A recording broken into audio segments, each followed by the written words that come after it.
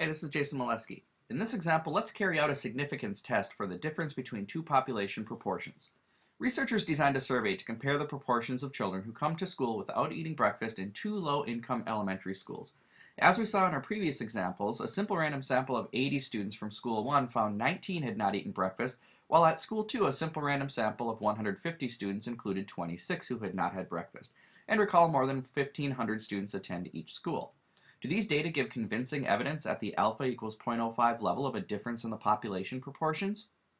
Well, let's start by stating our problem and stating our hypotheses. As we saw in a previous example, our hypotheses are the null p1 minus p2 equals 0 against the alternative p1 minus p2 is not equal 0. We're simply looking for a difference, so we'll do a two-sided test. And we defined our population proportions as such. If the conditions are met, we should perform a two-sampled z-test for p1 minus p2. Well, we were told the data were produced using two random samples of 80 students from School 1 and 150 students from School 2.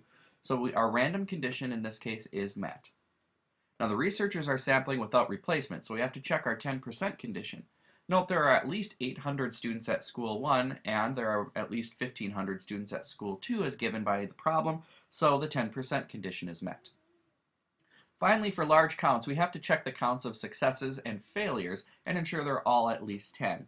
And in this case, when we look at our sample size times p hat 1, we have 19, we have 61 failures, 26 successes in sample 2, and 124 failures in sample 2. All are greater than 10, so our large counts condition is met.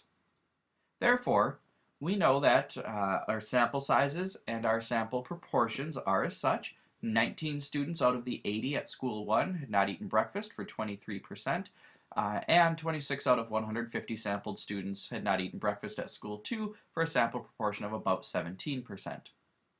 Our point estimate for the difference then will be the difference of those two, or 0.0642 when we subtract sample 1 minus sample 2 proportions. Now the pooled proportion of students who didn't eat breakfast in the two samples is found by adding the total number of successes and dividing by the total of the two sample sizes.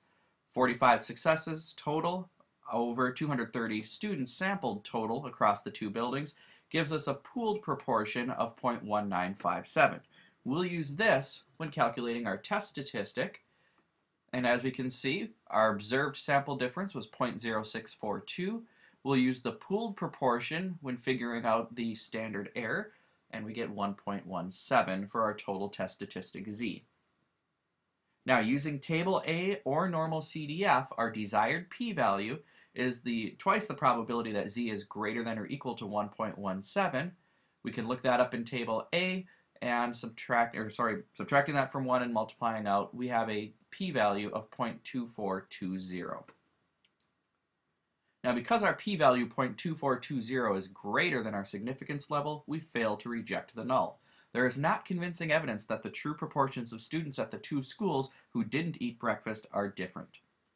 For some additional practice in performing a significance test for p1 minus p2, try exercise 15.